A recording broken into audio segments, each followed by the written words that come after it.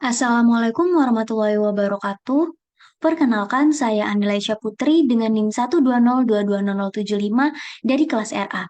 Di sini saya akan mempresentasikan tentang pembangunan wilayah berdasarkan pendekatan klaster dengan outline sebagai berikut, yaitu latar belakang, pokok-pokok pemikiran, faktor penentu keunggulan daya saing wilayah, komposisi, peran dan fungsi klaster, manfaat klaster, strategi pembangunan regional, peran pemerintah dan swasta, kebijakan ekonomi klaster, perbedaan kebijakan industri dan kebijakan klaster, serta kritik klaster. Yang pertama yaitu latar belakang teori keunggulan kompetitif dan klaster. Teori klaster ini dikembangkan oleh Michael Egan Porter dengan dilatar belakangi oleh lambatnya pertumbuhan ekonomi di Amerika Serikat dan adanya tekanan krisis ekonomi yang dapat dilihat pada grafik pertumbuhan ekonomi Amerika Serikat tahun 1990 sampai 2018. Menurut Porter, pendekatan tradisional untuk pembangunan ekonomi tersebut tidaklah berfungsi. Pendekatan tradisional yang dimaksud yaitu perbaikan lingkungan dan iklim bisnis, bersaing secara agresif untuk investasi dan pabrik baru, pembangunan industri-industri berteknologi tinggi, dan pembangunan pertumbuhan yang tinggi dengan cara berinvestasi pada infrastruktur dan proyek kawasan industri. Oleh karena itu, menurut Porter, perlu pembentukan ulang model pengembangan ekonomi wilayah dengan memahami terlebih dahulu faktor-faktor penentu keunggulan kompetitif dalam ekonomi global yang modern. Untuk menciptakan keunggulan kompetitif, maka Porter mengembangkan kebijakan klaster. Selanjutnya, terdapat pokok-pokok pemikiran pendekatan keunggulan kompetitif yang terdiri dari pembangunan berfokus pada keunggulan kompetitif, bukan penciptaan lapangan kerja. Pembangunan berbasis klaster yang mencerminkan inti dari pendorong terciptanya lapangan kerja dan upah. Pembangunan kekuatan yang ada saat ini dan yang potensial untuk dikembangkan. Pengembangan strategi pembangunan daripada daftar tindakan. Pembangunan dengan prioritas dan urutan, serta pembangunan berdasarkan data, bukan politik atau pemikiran penuh harapan semata. Menurut Porter, faktor-faktor yang menentukan keunggulan daya saing wilayah antara lain, yang pertama yaitu keunggulan secara mikroekonomi, yang terdiri dari kualitas lingkungan, pengembangan klaster, kecanggihan strategi, dan operasional perusahaan. Yang kedua, keunggulan secara makroekonomi, yang terdiri dari kebijakan moneter, pembangunan manusia, dan kelembagaan politik yang efektif. Yang ketiga, faktor endowment, yang terdiri dari sumber daya yang telah dimiliki oleh suatu wilayah seperti lokasi, lahan, kesuburan tanah, iklim, sumber daya alam, bentang alam, pemandangan alam, lingkungan, penduduk, warisan atau cagar budaya. Kemudian, klaster sendiri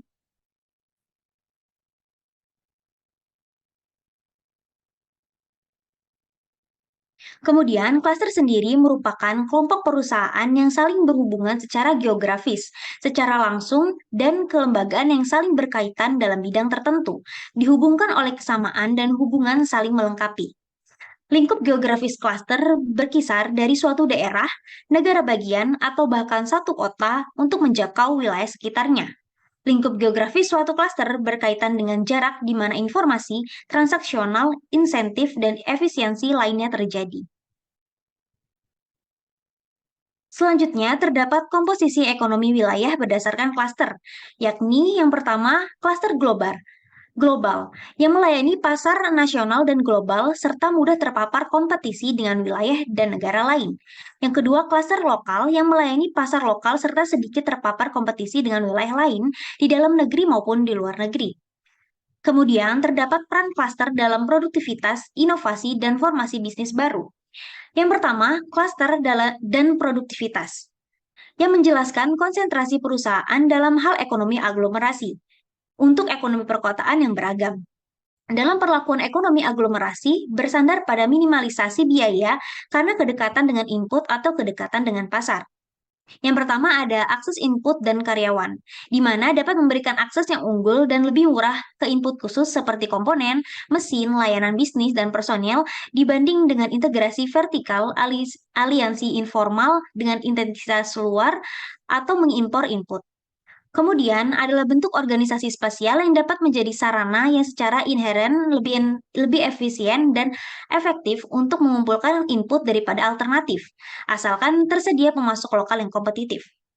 Yang kedua yaitu akses ke informasi, yang merupakan pasar yang luas, teknis, dan informasi khusus lainnya terakumulasi di perusahaan dan lembaga lokal dalam sebuah klaster yang dapat diakses lebih baik atau dengan biaya lebih rendah, memungkinkan perusahaan untuk meningkatkan produktivitas saat ini dengan semakin meningkatkan batas produktivitas.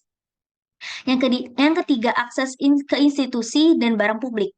Klaster membuat banyak input yang jika tidak akan mahal menjadi barang publik atau semu publik. Kemampuan untuk merekrut karyawan yang sudah dilatih dalam program pelatihan lokal, misalnya menghilangkan atau menurunkan biaya pelatihan internal. Perusahaan sering dapat mengakses infrastruktur khusus, saran dari para ahli di lembaga lokal, dan sejenisnya dengan biaya yang sangat rendah. Yang keempat, komplementaris. Cluster meningkatkan produktivitas tidak hanya melalui perolehan dan perakitan input, tetapi juga melalui fasilitas saling melengkapi antara aktivitas peserta cluster. Beberapa jenis saling melengkapi yang paling penting adalah produk pelengkap untuk pembeli, pelengkap pemasaran, dan komplementaris karena keselarasan kegiatan yang lebih baik antara peserta dan klaster. Yang kelima yaitu insentif dan pengukuran kinerja. Klaster membantu menyelesaikan atau mengurangi beberapa masalah agensi yang muncul di lokasi yang lebih terisolasi dan di perusahaan yang lebih terintegrasi secara vertikal. Klaster meningkatkan insentif dalam perusahaan dalam mencapai produktivitas tinggi karena beberapa alasan. Yang pertama adalah tekanan kompetitif. Lalu, peran selanjutnya yaitu klaster dan inovasi. Partisipasi klaster menawarkan banyak potensi keuntungan dalam inovasi dan peningkatan, walaupun melibatkan beberapa resiko dibandingkan dengan lokasi yang terisolasi. Perusahaan-perusahaan dalam sebuah klaster seringkali dapat lebih jelas dan cepat memahami kebutuhan pembeli baru, sehingga dapat mencetuskan inovasi baru yang lebih cepat. Dan peran yang terakhir yaitu klaster dan formasi bisnis baru. Banyak bisnis baru dibentuk di klaster yang ada daripada di lokasi yang terisolasi yang terjadi dengan berbagai alasan, yaitu bujukan untuk masuk sering lebih besar di dalam klaster karena ada informasi yang lebih baik tentang peluang. Keberadaan klaster menandakan peluang karena individu yang bekerja di suatu tempat di dalam atau di dekat klaster lebih mudah merasakan kesenjangan baru dalam produk, layanan, atau pemasok untuk diisi. Setelah memiliki wawasan ini, orang-orang ini lebih siap meninggalkan perusahaan mapan untuk memulai yang baru dengan tujuan mengisi kesenjangan yang dirasakan. Lalu, peluang yang dirasakan di lokasi klaster diupayakan di sana karena hambatan untuk masuk lebih rendah daripada di tempat lain. Aset, keterampilan, input, dan staf yang dibutuhkan seringkali tersedia di lokasi klaster dan dikumpulkan dengan lebih mudah di sana. Lembaga keuangan lokal dan investor dengan pengetahuan industri mungkin memerlukan premi risiko modal yang lebih rendah. Pasar lokal yang signifikan juga seringlah hadir. Selanjutnya terdapat manfaat klaster sebagai alat pengembangan ekonomi wilayah, yaitu yang pertama meningkatkan keterkaitan atau linkage dan limpahan spillovers untuk mendorong perkembangan ekonomi yang pesat. Yang kedua, meningkatkan jumlah perusahaan terkait atau multiplikasi. Yang ketiga, meningkatkan efisiensi dan efektivitas kebijakan ekonomi tradisional. Kemudian terdapat strategi pembangunan regional yang terdiri dari tiga strategi, yaitu yang pertama, mengembangkan keunggulan nilai-nilai wilayah, yaitu seperti apa saja sih keunikan keunggulan secara lokasi.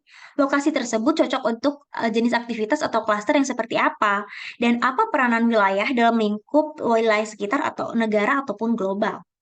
Yang kedua, mengembangkan kekuatan keunikan yang dimiliki, yaitu seperti elemen-elemen iklim dan lingkungan bisnis yang unik dan unggul dibandingkan di wilayah lain, dan apakah klaster yang ada di saat ini dan klaster yang berpotensi muncul untuk dikembangkan. Dan yang terakhir yaitu mencapai dan memelihara keseimbangan dengan daerah sekitarnya, yaitu seperti apa saja kelemahan yang harus diatasi. Kemudian selanjutnya terdapat peran pemerintah dan swasta dalam pengembangan klaster. Yang pertama yaitu peran pemerintah, yaitu mengupayakan stabilitas makroekonomi dan politik, meningkatkan kapasitas ekonomi mikro seperti pengembangan tenaga kerja yang berpendidikan, infrastruktur fisik yang sesuai, dan infrastruktur informasi yang akurat dan tepat waktu.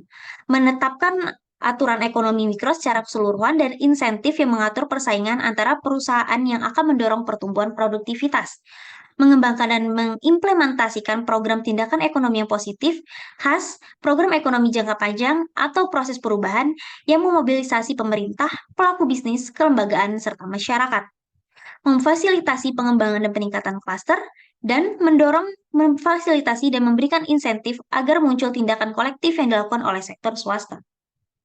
Lalu, untuk yang kedua adalah peran swasta yang terdiri dari yang pertama memperbaiki kondisi faktor input termasuk penyediaan personil yang terlatih dengan tepat, kualitas dan kesesuaian kegiatan penelitian lokal di universitas, penciptaan infrastruktur fisik yang disesuaikan dengan kebutuhan klaster, dan penyediaan informasi spesifik klaster.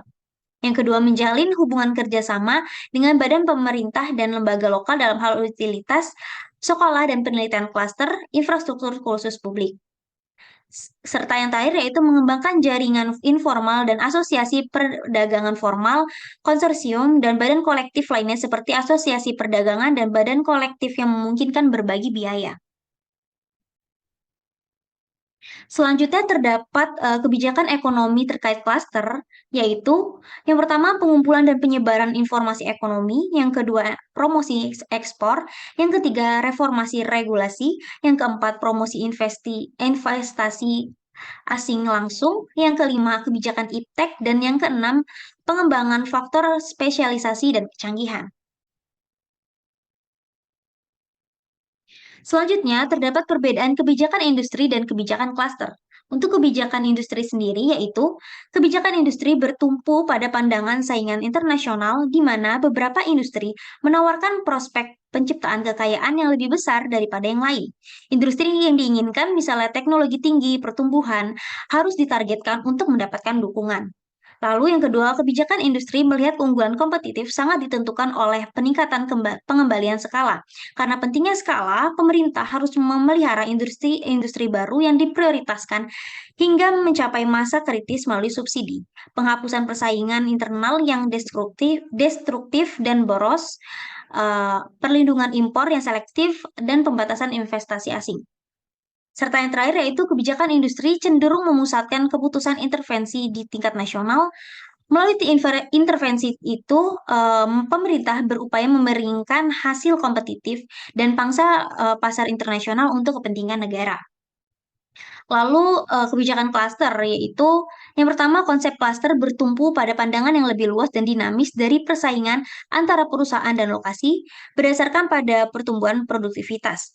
Interkoneksi dan limpahan dalam sebuah klaster sering lebih penting untuk pertumbuhan produktivitas daripada skala perusahaan individu. Yang kedua, alih-alih merekomendasikan pengecualian perusahaan asing, teori klaster menyerukan untuk menyambut mereka. Perusahaan asing meningkatkan eksternalitas dan produktivitas klaster dan aktivitas mereka di suatu negara atau negara berkontribusi langsung ke lapangan kerja dan investasi lokal. Lalu menekankan perlunya pembukaan pasar lokal yang tepat waktu untuk impor yang meningkatkan efisiensi lokal, menyediakan input yang dibutuhkan, menyediakan kondisi permintaan lokal, serta merangsang persaingan. Dan yang terakhir yaitu menghilangkan hambatan, melonggarkan kendala, dan menghilangkan inefisiensi terhadap produktivitas.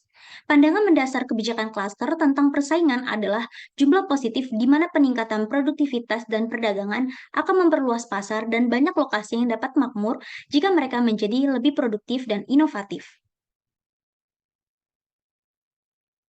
Dan yang terakhir yaitu kritik klaster oleh Martin Stanley, yaitu yang pertama, klaster sebagai konsep yang kacau. Yang kedua, merek klaster Porter telah tercemar sampai tahap tertentu oleh promosi dan konsultasi komersial ditambah dengan transfer kebijakan yang modis dan adopsi yang tidak lazim oleh lembaga pembangunan internasional, nasional, regional, dan lokal.